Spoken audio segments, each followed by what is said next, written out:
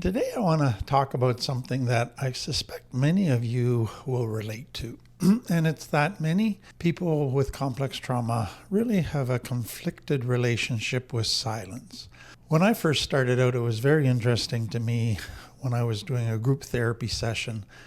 And all of a sudden, somebody had finished sharing, and I didn't jump in and say anything. I just let some silence hang in the room.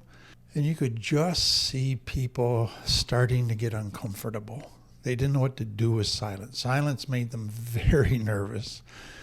And so I did a couple of things after that just to kind of test my theory of what I was seeing. And so I'd be driving with somebody, a friend even that I knew had some complex trauma issues, and we'd be chatting, and all of a sudden we kind of finish a topic, and I just let some silence happen. And in both of those cases, the people not only got really uncomfortable, but usually somebody always just had to blurt out and talk. They didn't really have anything planned to say, but they had to fill the silence. And what I began to see was that people from complex trauma have this very conflicted relationship with silence, because in their past, silence was not a neutral thing.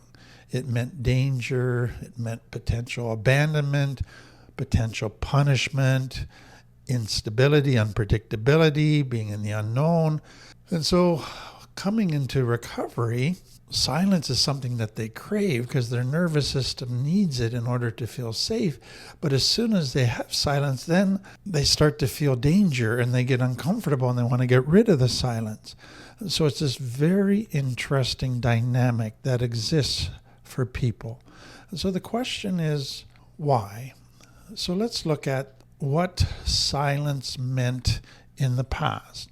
So I want to begin with something maybe you haven't thought of, but for some people, silence meant a source of stability. And what I mean by that is they lived in a family where everything got swept under the carpet or denied.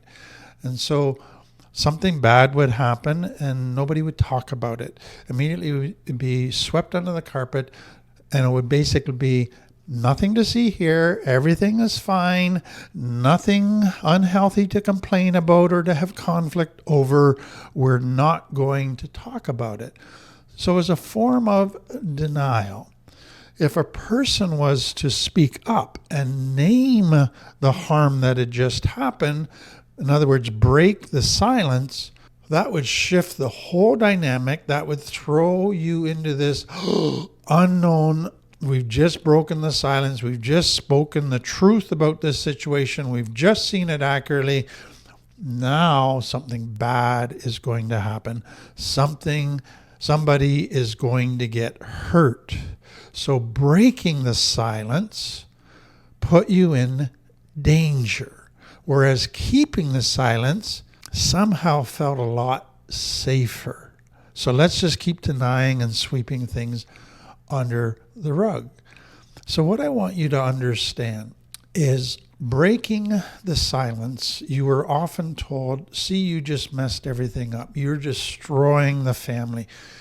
You think you're speaking the truth, but your family is gaslighting you and saying you're destroying the family. You're doing harm because you're creating all this conflict, and it's just creating chaos.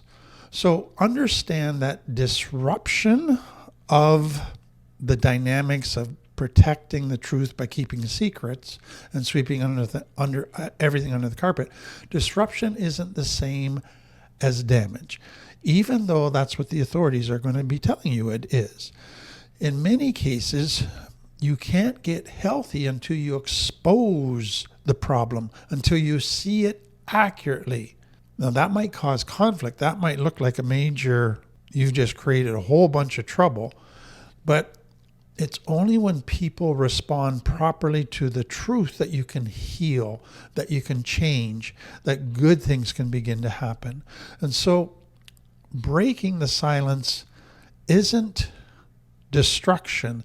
It's an attempt at alignment. It's an attempt at aligning your nervous system with the truth and with what is healthy so that you can get healthy. So just be very aware of that. But also understand that when sweeping everything under the carpet and denial has been your normal for years and years and years, your nervous system got used to that. It adapted to that. It became a default setting. So now in recovery, when someone breaks the silence and speaks the truth and calls it for what it is, you're going to feel immediately uncomfortable. Or if somebody says no and sets a boundary and says, not going to allow this to happen, not going to keep lying about stuff and keeping secrets for you, you panic because in your past, that led to chaos and that led to trouble. So just be aware that you need to let your nervous system come to a healthier default setting where the truth is the normal, seeing things accurately is the normal. And that might mean disruption, but disruption where people are willing to change and own their stuff is what leads to healing. So there's a bit of a relearning process there. So we've already kind of referred to the second one, but for many people growing up in complex trauma, silence means something bad is going to happen. And so I've heard so many times clients say to me, if there's silence, we get nervous because the other shoe is about to drop. It's the peace before the next storm. And so if there was silence, it meant somebody's angry and they just haven't shown it yet. They're about to explode. Or somebody is withdrawing love from you. So it's a very passive-aggressive punishment. Or you're being ignored and punished. And so basically, something bad is happening, something bad is coming, and things are going to get a lot worse. And so what your nervous system learned is silence equal danger. So now be on high alert. And so that's why in recovery, silence can trigger anxiety. It can cause you to become hypervigilance. It can cause you to feel that something is wrong and something bad is going to happen and that you're probably in trouble. The third thing is, for many, sadly, silence felt like abandonment because of the emotional neglect that they grew up with, because of withdrawing love from parents, being given the silent treatment. Silence feels like you're not loved. It feels like you're alone. It feels like you're rejected. It feels like you really don't matter. You're invisible. And so silence never feels peaceful. It always brings these negative emotions where you feel very lonely, very empty, and very scared. There's another element within complex trauma, and that is that some children try to survive the complex trauma dynamics where they're constantly feeling unsafe by becoming invisible child, or we call it the lost child. So they try not to have any needs. They hang out in their room. They never make any demands. They never speak up and offer their opinion. They try to be a wallflower, to try to be unnoticed, because if you're unnoticed, then you're not going to be the center of dad's anger, and you're not going to go through a lot of pain. You're not going to be given extra responsibilities. They're not going to have as high an expectation of you as others. And so being an invisible child, you liked finding a place of silence for yourself, but where everybody else was talking, everybody else was doing stuff, everybody else was getting the attention. That was the ideal. So now what happens when there is silence from everybody else? Panic, because now the spotlight might shift from the extroverts, from the hero child, from the comedian child, and it might end up on you. Somebody might notice you. Somebody might say, what do you think? What are you feeling? And you panic because now you got to present yourself. You have to be seen, and that is a very scary thing. Another thing that happens for many children in complex trauma is they escape through distractions. They didn't want to be quiet in themselves because then they would have to feel, then they would have to think, then they would have to be aware of what's happening in their body. And that was something they couldn't resolve because it was all painful and negative. And so they just escaped through constant busyness, constant distraction, video games, sports, being with friends, whatever. So now, if they are in silence and they can escape, they can't do anything, that's a scary place, because now as soon as there's silence, memories start coming up. Shame starts coming up. They start to feel anxiety. Their internal critic starts getting louder. All of these emotions that they've suppressed for years, the painful ones, start to come to their conscious mind. So silence is a very dangerous thing, because it just allows a whole bunch of stuff that they've been repressing to start to come to their conscious mind. There's another very interesting piece, and that is that for many children coming up in complex trauma, what they have done to survive is they haven't had a good co-regulator of their emotions. They haven't learned tools to regulate their own emotions.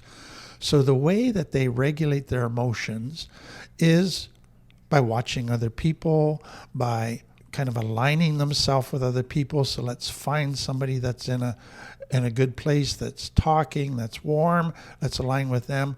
Then they monitor their environment.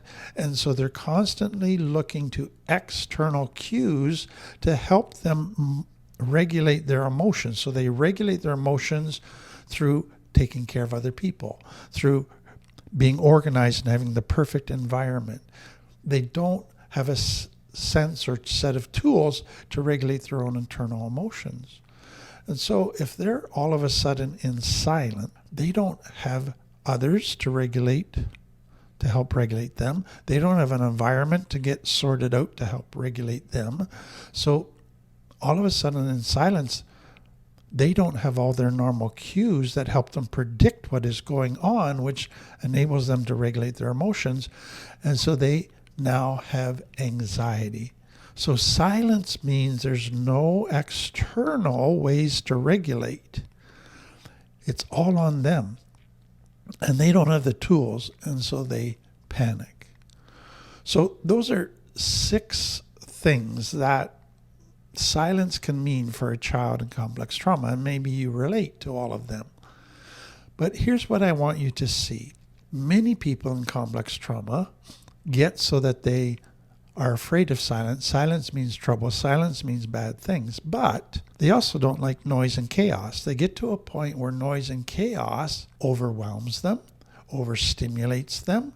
They get exhausted and burnt out by all of that because they're constantly in their sympathetic nervous system. They never are able to rest and repair all of that's going on inside of them. And so they need quiet to help regulate their nervous system, to help them find rest and repair. But quiet makes them nervous. So now they're in a double bind. I don't want quiet, but I want quiet. If I have quiet, it makes me feel nervous. But if I don't have quiet, it makes me feel anxious. So you get anxiety both ways. So there's now this kind of push-pull relationship, double bind with silence.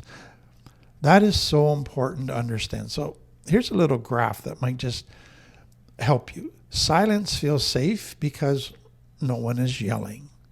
But silence feels unsafe because something bad might happen. Silence feels safe because no one is demanding anything. No one is watching me. I can rest. There's no conflict. I can be myself. But it feels unsafe because I might be abandoned. I'm alone. My thoughts get loud. It feels like the silent treatment. I feel invisible. So this just internal conflicted relationship with silence. So if that's you, what do you do to begin to help it? So before I get to kind of some very underlying things, let me just give some very practical things. What you're trying to do is gradually help your nervous system to readjust to a new normal where silence is safe. But you can't do that in one big step. That's too much. That overwhelms the nervous system and makes it feel unsafe. So many people have to gradually titrate their nervous system step by step to a place of comfort with silence. And so for a while, they need soft noise. So they need to fall asleep with the TV on or a fan on or a white noise product or some music on or listening to a podcast or an audiobook, something with background noise. That is an important part of them where they're gradually moving towards being able to accept silence, but they still need some safe background type noise. That noise can't be super loud. It's got to be a softer noise that enables them to feel not alone and not on edge. That becomes important. So it's very important to accept that you might need some background noise, some white noise for a while, that you're gradually retraining your nervous system. Beyond that, in trauma recovery, you are learning that silence can be safe. And so you retrain that through being with safe people and safe environments. And over time, your nervous system begins to accept this as a new normal. Then you learn to have gentle silences with yourself and others. Not force, but just sitting silently and being okay with it. Now, you don't do it at first in long stretches of time. You do short little periods because you got to, again, go step by step where your nervous system gradually gets more and more comfortable with silence. So you start with kind of a couple minutes and then you build that and build that. And what's going to happen is gradually over time, silence will begin to mean peace instead of danger. It means solitude that is healing instead of a feeling of abandonment. It means a place where my nervous system can rest instead of creating tension. So understand, your nervous system had a default setting where silence was danger for a lot of time. You do not relearn that silence is safe as long as I'm with safe people and I'm safe to myself. You don't relearn that overnight. It's going to take a lot of time and it's going to take gradual incremental steps to do that. But if you work at it with safe people, you gradually retrain your nervous system and then you come to a new level of feeling peace, of feeling contentment, of feeling connection, of feeling love. It's what your nervous system desires. It's what it was made for, and you can get there. Thank you. I hope this is helpful to you. Have a great day. Thank you.